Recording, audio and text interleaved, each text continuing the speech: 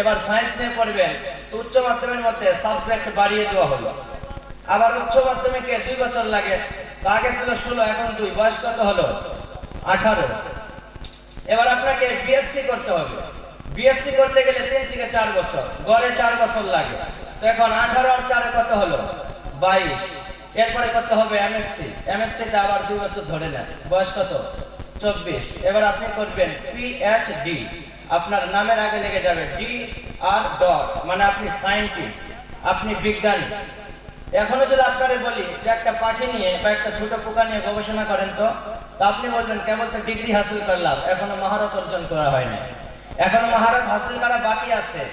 আপনি তো যেখানে সায়েন্সে উচ্চ ধাপে পড়াশোনা হয় সেখান থেকে ডিগ্রি হাসিল করেছেন। আপনি ডিগ্রি হাসিল করেছেন এমআইটি থেকে, আমেরিকা, ইউএসএ। আপনি ডিগ্রি হাসিল করেছেন university of Oxford, England, UK.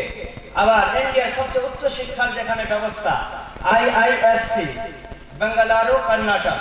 আপনি কর্ণাটক থেকে ডিগ্রি হাসিল করেছেন। কিন্তু আপনারা যদি বলা হয় যে একটা পোকা নিয়ে, একটা ছোট্ট পোকা নিয়ে গবেষণা করেন, আপনি বলেন এখনো আমার মহারত হাসিল করা হয় না।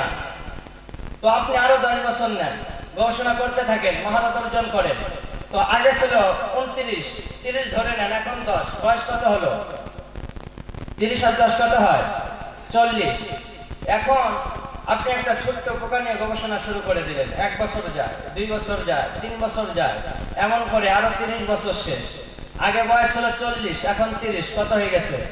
70। ও ভাই, এখনো যদি আপনারা বলি আপনি ওই পোকার ভেতরে, ওই পাখির ভেতরে কি পেলেন? আপনি এখনো বলেন এর কুল কিনারা খুঁজে পাই নাই। তো যে আল্লাহ তো লক্ষ লক্ষ কোটি কোটি তারকা দিয়ে গ্যালাক্সি